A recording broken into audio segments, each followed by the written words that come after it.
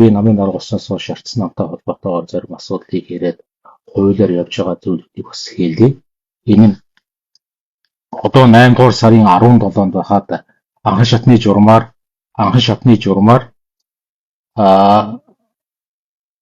шатны журмаар шүүх хурал товлогдсон байгаа. Анхан шатны журмаар. Тэгэхээр одоо яг энэтэй холбоотойгоор ингээд энд харагдаж байгаа үе дараа нь бас ингээд оруулчихъя. Яг энэ дээр гэхэд ингээд тодорхойлсон байгаа 1990 оны 8 сард Ардын диктатурын хурлын үүсгэх захиргаа гэдэг байгууллагаас шинэ дэвшилт холбоо үндэсний дэвшлийн намд энэхүү байрыг Монцомогийн төлөв байрлажсэн юм байрыг олгоо гэдэг энэ шийдвэр орсон байна. Тэгэхээр эн чинь өөрөө шинэ дэвшилт холбоо нь ардчилсан намыг үүсгэн байгуулсан 5 намын нэг. Тэгэхээр энэ баримт өөрөө энэ зөвхөн шинэ дэвшилт холбоо төрийн бас байгууллагын өмч биш, энэ ардчилсан намын өмч хамтран эзэмших ёстой өмч юм а гэдгийг илэрхийлж байгаа. Ийм учраас 8 сарын 17-нд шүүх хурлаар энэ асуудлыг хэлцэж байгаа. За дахиад энд одоо жишээ нь дараа нь бас оруулчихна. Моохын байртай холбоотой. Моохын гэж байгаа ардчилын өргөө бай, арчлын ордон байрыг бас 1990 онд сайд нарын тухайн сайд нарын зөвлөлийн тогтоолоор энэ байрыг тухайн Монголын ардчилсан холбоо болоод Монголын ардчилсан намд хамтад нь энэ байрыг олгоо гэж шийдвэр гаргасан. Тэгэхээр ийм учраас энэ үндслүүд болоод бусад архивын баримт материалуудыг цуглуулад бид нар шүүхэд хандаад шүүх 8 дугаар сарын 17-нд шийдэж байгаа. Би бас энийгээр юу хэлэх гэж байна гэвэл энэ хөшөөг нүүлгэн шилжүүлэх газрыг зарах үүрэх асуудал одоо энэ төрийн бас байгууллагуудын хэмжээний асуудал ерөөсөө биш болсон шүү гэдгийг энийгээр бас хэлхийг хүсэж байгаа юм аа. Тэгээд энийг тодорхой доош хэсэгт нь комент байдлаар талд нь оруулчих яа.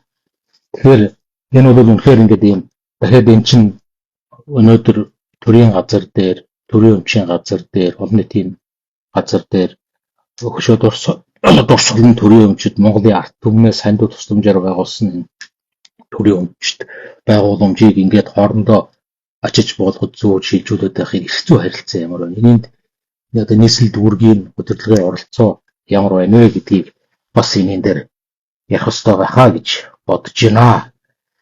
За ер нь энэ зураг агсантай холбоотой асуудал бол өөрөө арчлынхны хувьд бас их тийм маш хүндгэлтэй бид нар хандаж өнгөрсөн хугацаанд ирсэн. Миний мэдж байгаагаар 3 тийм тэмдэглэлт хугацаа байдаг. Нэгдүгээрт нь 4 сарын 7-ны өдрийг жил бүрийн 4 сарын 7-ны өдөр ардчилсан намынхан одоо анхдагчийнхаа хөшөөнд зураг агсны хөшөөнд хүндэтгэл үзүүлдэг. Нэгдүгээрт нь. Хоёрдугаарт нь 4 сарын 20-нд зураг агсны өөрийнх нь төрсөн өдрөөр нь зураг агсны төрсөн өдрөөр ах дүүнэр нь ойр дотны хүмүүс нь бас хүндэтгэл үзүүлдэг. 3-дугаарт нь 10-дугаар сарын 2-нд буюу амь одоо насаа алдсан өдрөөр нь анд найз нөхөд нь буюу ингэж 3 жил бүхэн 3 тэмдэглэлт өдрийг бас нэлээд тийм зохион байгуулалттайгаар тэмдэглэж ажилд асуудалд ханддаг гэдгийг бас хэлье. Энэ бол ингээд үнэхээр тийм эзэнгүүдсэн, орхигдсон, хаягдсан биш. Тэгээд дээрэс нь нэмээд зураг агсны хөшөө тийш дуурах одоо ард иргэдийн урсгал тасардгүй ийм л учир утгатай ийм хөшөө байгууламжаа. За тэгэхээр энэ асуудал дээр арчилсан намд ямарваа нэгэн одоо байр суурь илэрхийлж бид бүгдэд ямарваа нэгэн одоо оролцоо хүсэлт ирээгүй. Бид нар адилхан хэвлэлээс нүүлэх гэж байгаа гэдэг мэдээллийг сонссон ари өвөө байлгүйтэй гэсэн байдалтай намынхаа хандаж ирсэн. Тэгээд өчигдөр асуухаар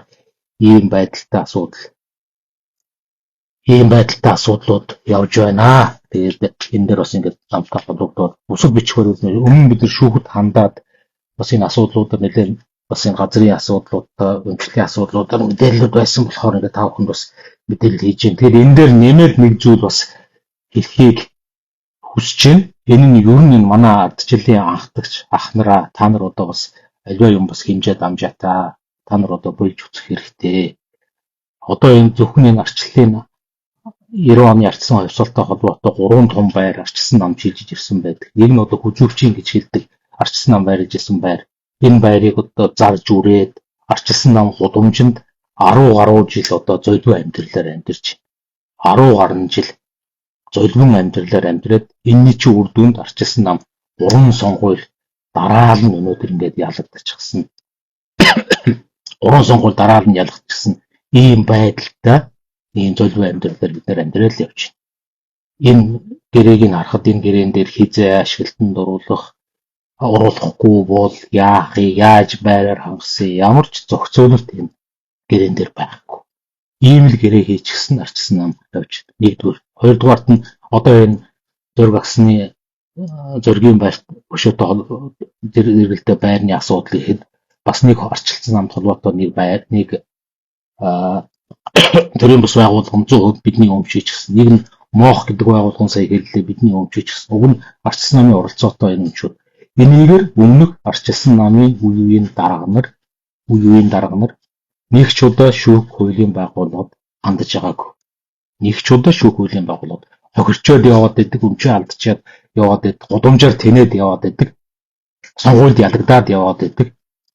Нэг ийм аваа нөхөр хөрч гисэн зүгэн товцоо хийж яваад айлын кармауруу дамжаад яваад тэр айлын амьдрал эцэст нь салж утгавчил дуустгал харагддаг шүү дээ. Гэтэл ардчсан нам өнөөдөр яг л нэг ийм айл харагдаж гарч.